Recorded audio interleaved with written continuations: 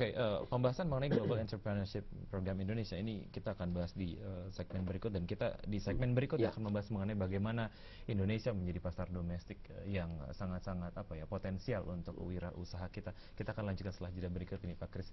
Ya, baik pemirsa, tetaplah bersama kami karena Bisbrief segera kembali.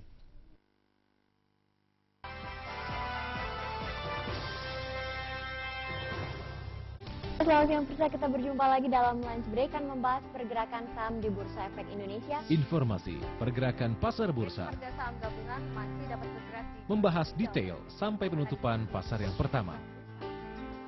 Dengan bincang-bincang bersama para pemerhati pasar dan pelaku bisnis.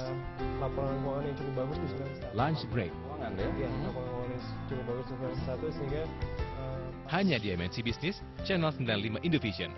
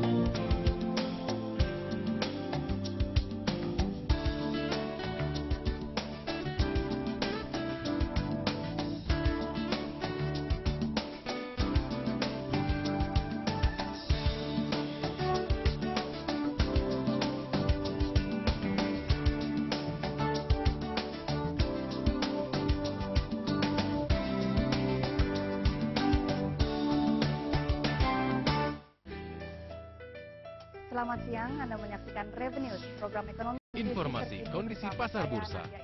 Alisana Reksa, Sekuritas Ditambah perkembangan ekonomi yang memengaruhi pasar. Masyarakat untuk berinvestasi di ori 0,7. Sebuah agenda finansial Anda selama 60 menit. Dan inflasi diprediksi naik 1,1%. Revenues. Kenaikan ini terkesan Hanya di MNC Business Channel 95 Indovision. Kita berjumpa lagi dalam The Summary, program mingguan yang mereview pergerakan Kumpulan pasar bursa informasi selama bisnis paling penting bagi Anda para pemain saham. Ditambah perbincangan seru membahas dunia pasar modal. Mengundang narasumber dan bintang tamu untuk melihat dan membahas fenomena pasar modal apa saja yang telah terjadi selama seminggu penuh. The Summary hanya di MNC Business Channel 95 Indovision.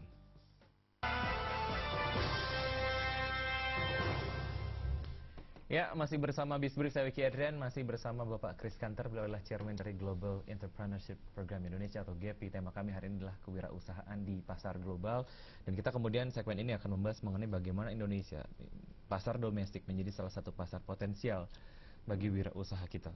Seperti apa Pak Kris? Ya, tentu ya, buat wirausaha itu pasti yang paling utama itu pasar domestik.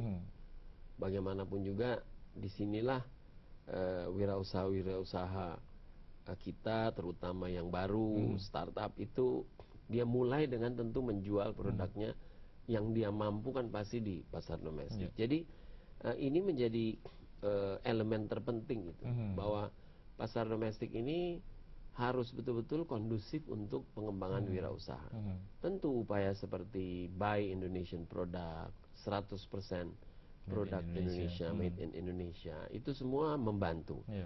Dan itu membuat kemampuan wirausaha kita menjadi lebih besar lagi, lebih punya potensi lebih besar. Tapi hambatan-hambatan juga banyak, bukan sedikit. Kita memahami penting memang comprehensive economic partnership agreement, penting itu. Di satu pihak itu memperkuat ekonomi kita, tapi juga bagaimana secara bijak itu pasarnya mesti dijaga. Nah, ini kan berkaitan dengan kebijakan impor, kebijakan penangkalan penyelundupan, mencegah dumping. Itu semua penting karena akhirnya dia selalu berhadapan dengan produk-produk import yang nggak selalu leveling ya, kita tidak apple to apple bersaingnya. Kadang-kadang itu produk yang dibuang di sini kadang-kadang terjadi itu yang produk yang mesti untuk negara lain kemudian di reject, dibuang ke sini, masuk kadang-kadang melalui diselundupkan, ya otomatis dia harganya tuh harga yang tidak mungkin disaingi gitu. Ya siapa yang beli produk Indonesianya kalau dia masuk gitu, bukan soal kalah kualitas, tapi kan pada akhirnya namanya pasar, dia selalu nyari yang termurah pada kualitas yang memenuhi yang memenuhi dia punya paling tidak standar. Oke. Kerjasama ekonomi secara global ini tadi Bapak juga mengungkapkan menjadi satu hal yang penting. Namun ini juga sebisa mungkin tidak mendistorsi pasar domestik untuk wirausaha kita. Apa jalan tengahnya? Karena di satu sisi ini menjadi sebuah kesepakatan global yang sangat penting. Di satu sisi lain juga memang wirausaha kita harus didukung dengan tentu saja ada semacam kebijakan yang membagi pasarnya. Seperti apa? Jalan tengahnya seperti apa? Ya gini, dunia ini sudah borderless. Ya. Kalau kita hanya menafikan gitu terus kita tidak mau, akhirnya kita akan tersingkir. Yang kedua, memang pada dasarnya keterbukaan itu penting. Kita harus mampu untuk ikut di dalam bersaing secara terbuka. Tetapi pasar domestik ini bagaimanapun juga harus dijaga.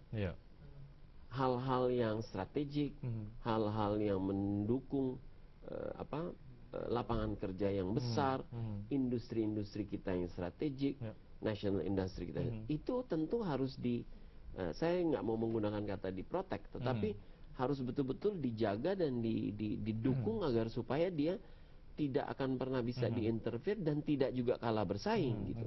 Jadi bukan hanya disuruh jadi jago kandang. Nah, di situ yang kita harus, wirausaha itu harus diberi dorongan untuk kemampuan untuk dia bisa bersaing juga secara global.